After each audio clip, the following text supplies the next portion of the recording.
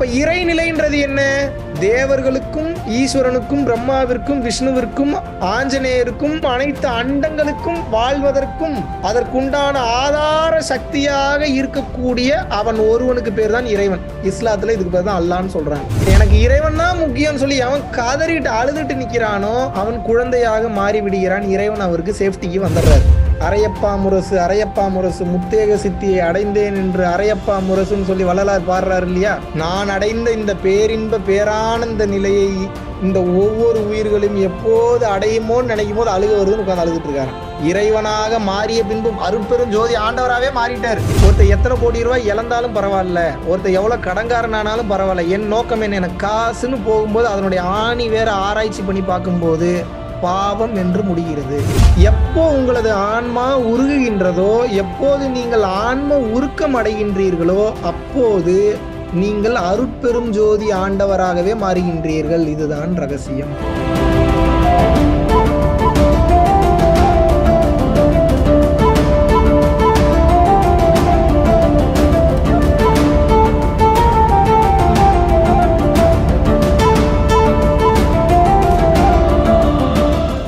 வருகின்ற டிசம்பர் மாதம் 21ஆம் தேதி முதல் 26ஆம் தேதி வரை கிட்டத்தட்ட ஒரு 6 இரவுகள் 5 நாட்கள் பார்த்தீங்கன்னா காசி மகா யாத்ராவுக்கு நம்ம பிளான் பண்ணியிருக்கோம். காசி, போத்கயா, கயா, அயோத்தியா இந்த மாதிரியான பகுதிகளுக்கு போக போகிறோம். தேவர்கள் கட்டிய அந்த கோயில்களில் சக்தி வாய்ந்த பயிற்சியை நம்ம செய்ய போகிறோம். குருமார்களின் அருளினால் காசிக்கு செல்வது உங்களது வாழ்க்கையில் முக்தியை நோக்கி செல்வதற்குண்டான பாதையை சத்தியப்படுத்தும், உறுதிப்படுத்தும். ஸோ அப்படிப்பட்ட இந்த அற்புதமான இந்த மகா யாத்ராவில் கலந்து கொள்வதற்கு விருப்பம் உள்ளவர்கள் கீழே உள்ள கான்டாக்ட் நம்பர் கான்டாக்ட் பண்ணி உங்களது பெயரை முன்பதிவு செய்து கொள்ளலாம். ரொம்ப கம்மியான நபர்களை தான் கூட்டிகிட்டு போக போகிறோம். விமானம் மூலியமாக போக போகிறோம். ஸோ உங்களது பெயரை முன்பதிவு செய்து கொள்ளலாம். கடைசி நேரம் ரஷ் இல்லாமல் முன்னாடியே விமான பயணச்சீட்டு புக் பண்ணுறதுக்கும் ரொம்ப உபயோகமாக இருக்கும். நன்றி, வணக்கம். நீங்க எதிர்பார்க்கிறீங்களா இறைவனை அடையணும்னு? எத்தனை பேருக்கு ஆசை இருக்கு இறைவனை அடையணுங்க? நான் இப்ப கை தூக்காதவங்களும் அடைய ஆசை இல்லை அப்படின்னு எடுத்துக்குவேன் நான். ஓகே, கை கீழே போட்டலாம். இப்ப என்னுடைய கேள்வி என்னன்னா, இறைவனை அடையணும்னு இத்தனை பேருக்கு ஆசை இருக்குல்ல? சரி, இப்ப இறைவனை அடையிறதுக்கு நான் வழி சொல்றேன், சொல்லிடலாமா?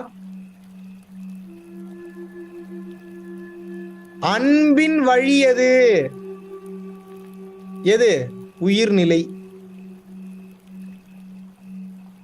உயிர்நிலைன்னா என்ன? இறைநிலைன்னு அர்த்தம். ஆன்மாவிற்கு போகக்கூடிய வழின்னு அர்த்தம். ஆன்மாதான் இறைவன். ஒளியாகிய அருட்பெரும் ஜோதி தான் இறைவன். அந்த ஒளியை அடைய வேண்டும் என்றால் எது வழின்னு சொல்றாங்க? அன்பின் வழியா. இறைவன் ஆகணும்னு ஆசை, ஆனா கத்துக்கிறது பூரா தப்பா வேற எதையோ கத்துட்டு இருக்கீங்க. எப்படி இறைவன் ஆவீங்க? எப்படி இறைவன் அடைவீங்க? எனக்கு புரியலையே. ஏங்க என்னங்க நீங்க குருமா செய்யணும்னு ஆசைப்பட்டுட்டு கர்மாவா செஞ்சுக்கிட்டு இருந்தீங்கன்னா எப்படி குருமா வரும்? ஒண்ணு குருமா செய்யணும்னா குருமாவுக்கு உண்டான மெட்டீரியலை போட்டு குருமா செய்யணும். குருமாவுக்கு பதிலாக கர்மா செஞ்சீங்கன்னா எப்படி குருமா வரும்? தோசை செய்யணும்னா மாவு வாங்கணும், அடுப்பு பத்த வைக்கணும், தோசை கல்ல வைக்கணும், ஊத்தணும், கரண்டில சுடணும், அப்பதானே தோசை வரும். தோசை சுடணும்னு ஆசைப்பட்டுட்டு நீங்க என்ன பண்றீங்க? சம்பந்தமே இல்லாம உருளைக்கிழங்க பிச்சு வேற ஏதோ பண்ணிட்டு இருக்கீங்க. எப்படி தோசை வரும்? ஏதாவது புரியுதா? நான் சொல்றது புரியுதா புரியலையா உங்களுக்கு?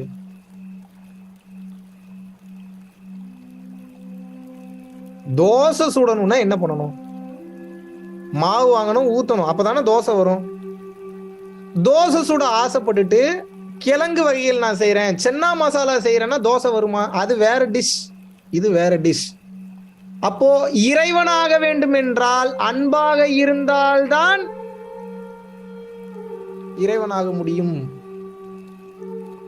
அப்ப தவம் பண்ணா இறைவன்லாம் ஆக முடியாது. இறைவனுடைய அனுகிரகத்தை பெற்று இறைவன் பக்கத்துக்கு போக முடியும், இறைவன்லாம் ஆக முடியாது. இப்பயே சொல்றேன், எழுதி வச்சுக்கோங்க.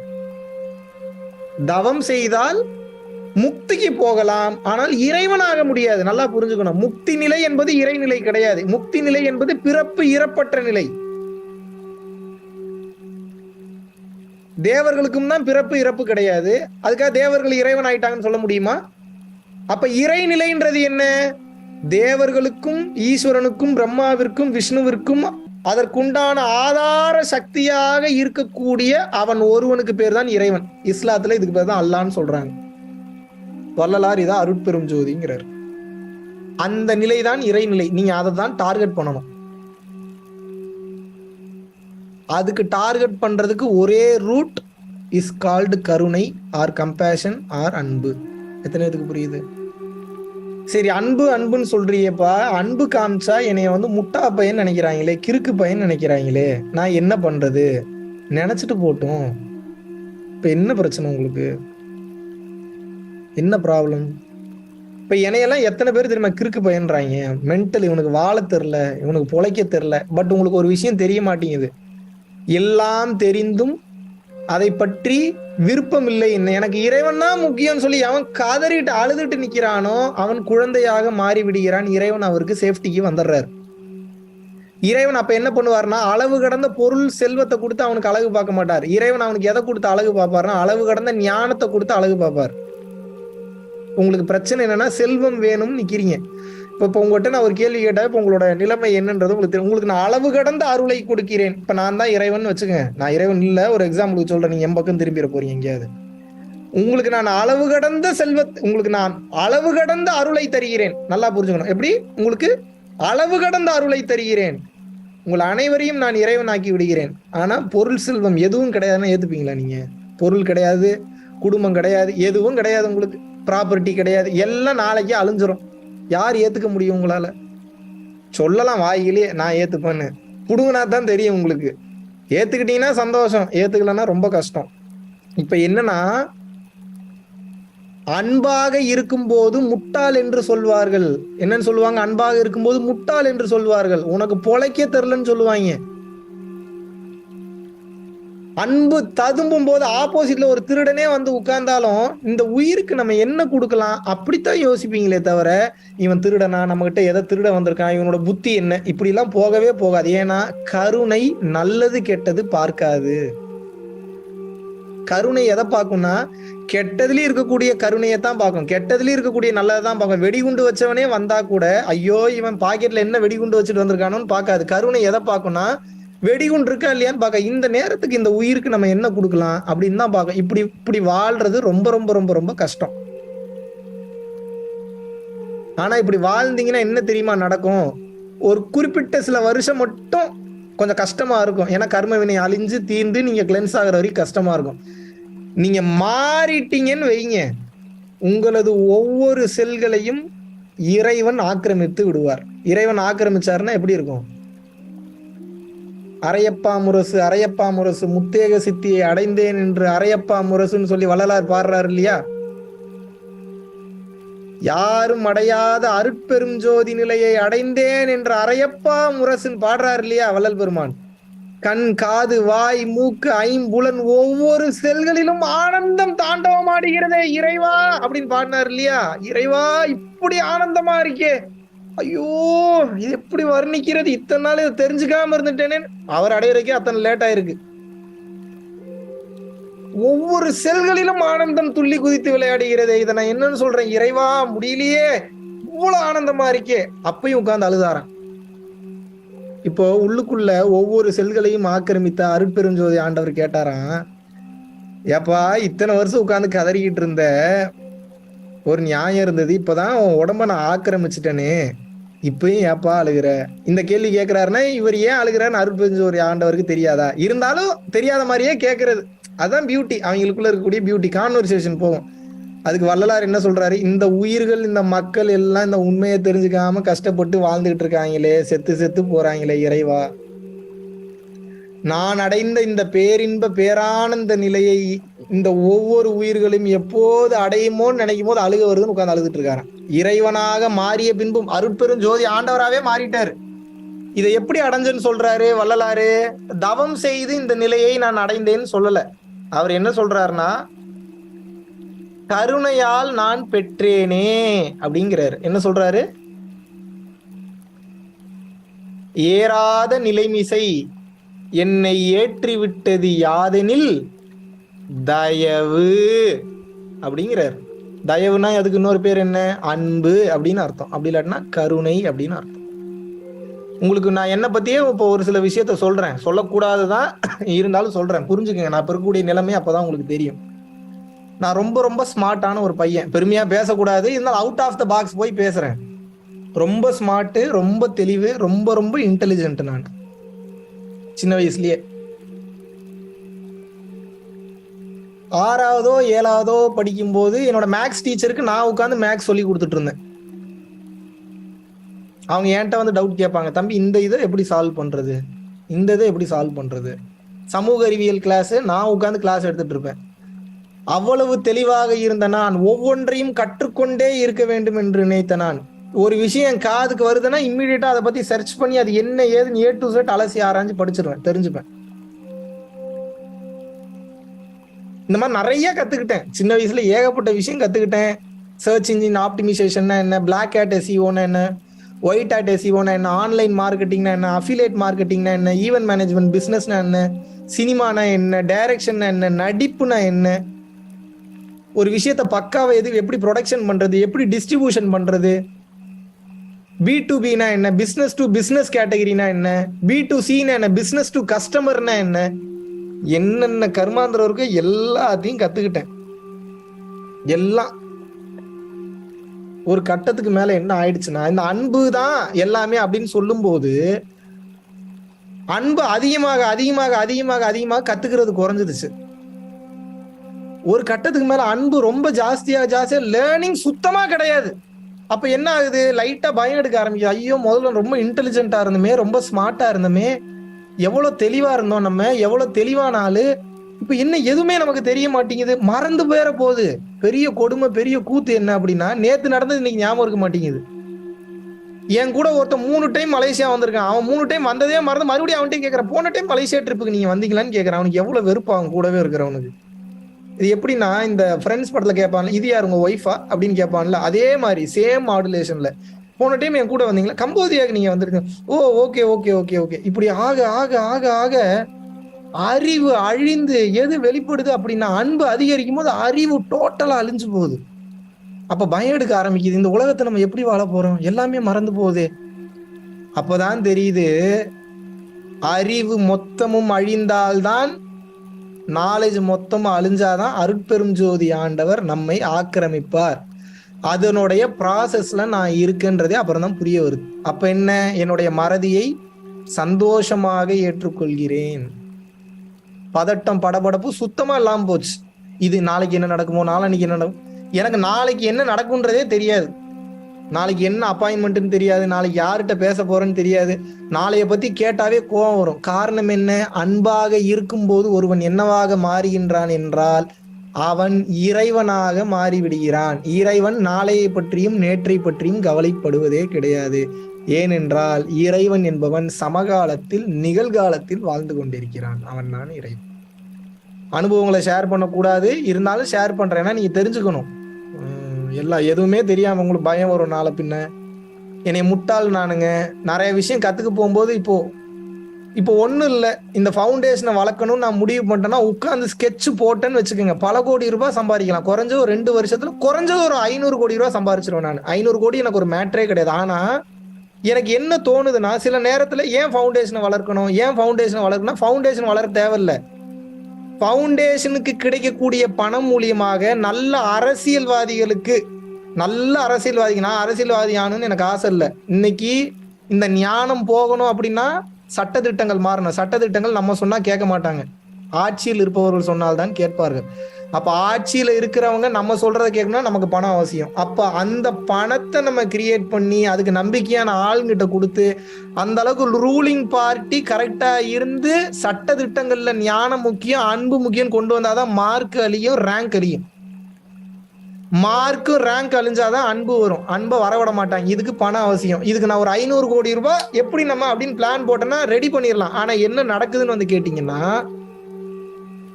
முதல் நாள் ஒரு வேகத்துல கிளம்புவேன், எப்படியாவது நம்ம பிளான் போடணும்னு. 2வது நாள் அமைதியா இரு, நீ என்ன பண்ண போற, இறைவன் எல்லாத்தையும் பார்த்துட்டு இருக்கிறாரு, அவர் பார்த்துப்பாரு, நீ ஆனந்த நிலையிலேயே இரு, உனக்கு என்ன பிரச்சனைன்னு சொல்லுது. நம்ம தான் இந்த சுகத்துக்கு பழகிட்டோமா, ஆனந்த, அதுக்கான என்ன வேலை பார்க்காமையா இருக்கேன் நானு, என்னைய பார்த்தா வேலை பார்க்காத மாதிரி இருக்கா? டெய்லி வீடியோ போடுறேன், ஃபேமிலியை பார்த்துக்கிறேன், என்னை சுற்றி இருக்கக்கூடிய வாலண்டியர்ஸை பார்த்துக்கிறேன், ஸ்டாஃப்ஸை பார்த்துக்கிறேன், போதா குறைக்கு 1-to-1 செஷனில் வரக்கூடிய ப்ராப்ளம்ஸை மெயின்டைன் பண்ணுறேன், தீட்சை கொடுக்குறேன், டைரக்ட் கிளாஸ் எடுக்கிறேன், ஆன்லைன் கிளாஸ் எடுக்கிறேன், சத்சங்கம் எடுக்கிறேன். இதுக்கு மேலே ஒரு பையன் எப்படி வேலை பார்ப்பான்? டெய்லி என் உடம்பிற்கு தேவையான ஆசனாவும் பண்றேன், என் உயிருக்கு தேவையான யோகம் தவமும் பண்றேன். இதுக்கு மேல நான் என்ன பண்றது? இதுக்கு மேல நான் எதுவும் பண்ணல. ஆனா என் வேலையை நான் பார்த்து கொண்டேதான் இருக்கிறேன். இப்ப என்னன்னு வந்து கேட்டீங்கன்னா, பணம் என்று போகும்போது எப்படி வந்து ஒருத்தனுக்கு புத்தி மாறுது? ஒருத்தர் எத்தனை கோடி ரூபாய் இழந்தாலும் பரவாயில்ல, ஒருத்தர் எவ்வளவு கடன்காரனானாலும் பரவாயில்ல, என் நோக்கம் என்ன? எனக்கு காசுன்னு போகும்போது அதனுடைய ஆணி வேற ஆராய்ச்சி பண்ணி பார்க்கும்போது பாவம் என்று முடிகிறது. குணம்னு பார்த்தா கிரெடிட் கார்டை ஒருத்தன் தலையில கட்ட முடியாது. நான் மகாநல்ல படத்துல கார்த்தி வருவான் தெரியுமா? எத்தனை பேர் நான் மகாநல்ல படம் பார்த்தீங்கன்னு தெரியாது. கிரெடிட் கார்டு டிபார்ட்மெண்ட்டுக்கு லோன் வசூல் பண்ற டிபார்ட்மெண்ட்ல இருப்பான். போய் வசூல் பண்ணிட்டு வாடானா ஒவ்வொரு வீட்டுக்கு போகும்போது ஒவ்வொருத்தரும் ஒவ்வொரு கதையை சொல்லுவான். ஒவ்வொருத்தன் பொய்ய சொல்லுவான், ஒருத்தன் உண்மையை சொல்லுவான். கடைசியில இவன் போய் இவன் காசை கொடுத்து ஏன்னா உங்களுக்கு என்னன்னா பிரச்சனை, இந்தாங்க நான் வச்சுக்கோங்க, நான் ஒன்னும் பிரச்சனை, நான் உங்கள்கிட்ட எப்ப பணம் இருக்கா அப்ப கட்டேன், இருக்கிற காசை பூரா கொடுத்துட்டு வரான். இப்படிப்பட்ட ஒருத்தனால எப்படி வந்து பணம் காசுன்னு போக முடியும்? அப்ப கருணை என்ற ஒன்று அதிகமாகும் போது எப்படி கூத்து, எப்படி பிரச்சனை வருது? கணக்கு வழக்கு தெரியாது. ஏன்னா கணக்கு வழக்கு மூளை சம்பந்தப்பட்டது, அன்பும் கருணையும் இதயம் சம்பந்தப்பட்டது. நீங்க மூளை சம்பந்தமா இருந்தீங்கன்னா உலகத்துல ஜெயிச்சிருவீங்க, இதயம் சம்பந்தமா இருந்தீங்கன்னா அருளுலகத்துல ஜெயிச்சிருவீங்க. ஆனா இதயம் அதிகமாகும் போது, உயிர் இங்க இருந்து பிரியாத தன்மையில இருக்கும் போது இந்த உலகத்துல எப்படி வாழ்வீங்க? புரியுதா? ஏதாவது ஹார்ட் சென்டர்டா இருக்கும்போது கருணை வழியும் போது கால்குலேஷன் பார்க்க மாட்டீங்க. கால்குலேஷன் பார்க்கல அப்படின்னா உங்களுக்கு வாழ்றதுக்கே ரொம்ப கஷ்டப்படுவீங்க. எல்லாம் இருக்கும், ஆனா ஒருத்தன் கஷ்டப்படுறத நினைச்சு உங்களுக்கு அவ்வளவு கதறலா இருக்கும், கண்ணீர் விடுவீங்க. நீ சிந்தும் கண்ணீரானது 3ஆம் நபருக்காக என்றால் நீ பூரணத்துவம் அடைந்தவன் சொல்றாங்க குருமார்கள். வள்ளலாறு அழுது கண்ணுல இருந்து கண்ணீர் வந்து, இந்த கண்களே வந்து பாத்தீங்கன்னா அந்த கண்ணீர் போன அந்த சுவடு தெரியுமா, அந்த தடம் தெரியுமா, கண்ணீரே வரலனால். அப்ப எவ்வளவு அழுதுருப்பாரு? எதுக்கு அழுதாரு? அவர் என்ன வாழ முடியலன்னு அழுதாரா?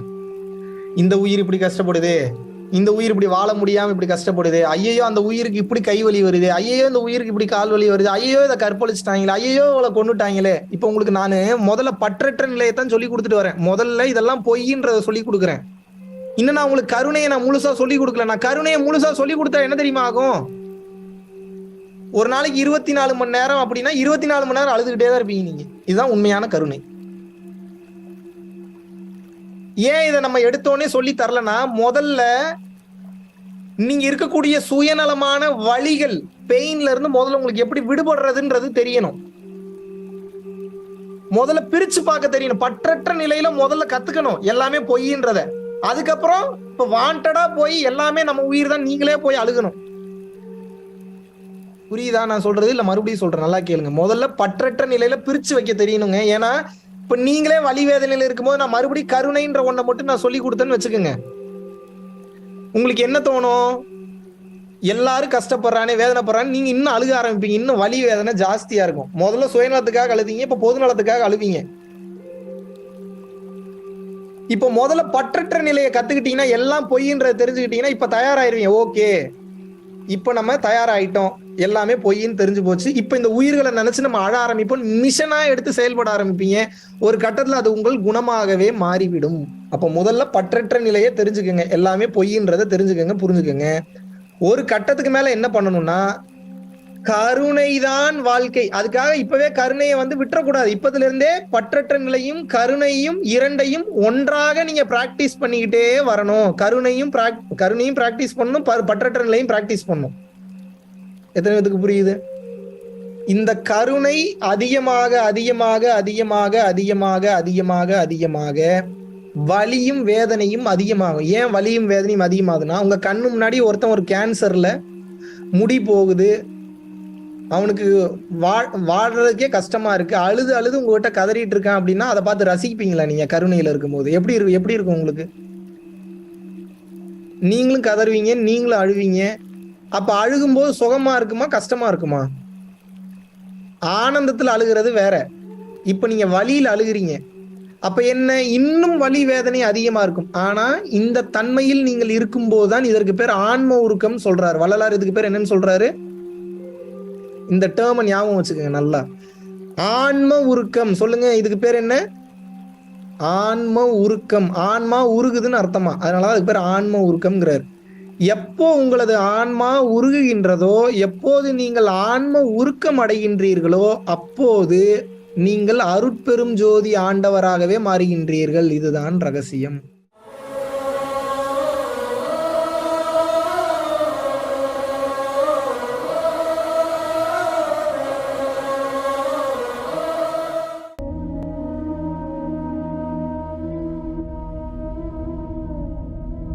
பரம்பொருளின் கருணையினால உங்களுடைய இடைவிடாத அன்னதானத்திற்கு நீங்கள் அனுப்பப்பட்ட பணத்தின் மூலியமாக பல லட்சம் உயிர்களுக்கு இது நாள் வரைக்கும் வந்து சாப்பாடு கொடுத்துருக்கோம்.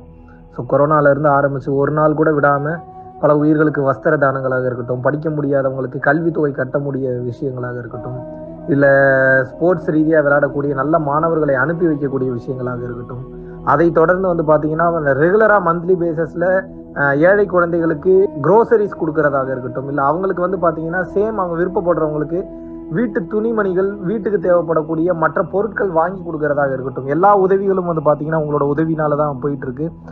சாது சிதம்பர சுவாமிகள் வளநாட்டார் வந்து ஒரு வார்த்தை சொல்லுவார், பசித்தோர் முகம்பார் பரம்பொருள் அருள் கிட்டும் அப்படின்னு வந்து சொல்லுவார். வள்ளல் பெருமானும் ஜீவகாருண்யம் உள்ள சம்சாரிகளுக்கு எப்பேற்பட்ட சூழ்நிலையிலும் வந்து பார்த்தீங்கன்னா அவங்களோட லாபம் தடைபடாது, தொழில் பிரச்சனைகள் வந்து நிவர்த்தியாகும், அதை தொடர்ந்து வந்து வாழ்க்கையில குடும்ப பிரச்சனைகள் விலகும், அதுபோக குழந்தை சம்பந்தமான பிரச்சனைகள் எதுவாக இருந்தாலும் வந்து இந்த அன்னதானத்திற்காக நீங்கள் செய்யக்கூடிய ஒவ்வொரு ரூபாயும் அது வந்து உங்களுக்கு நிச்சயமாக புண்ணியமாக வந்து சேரும்.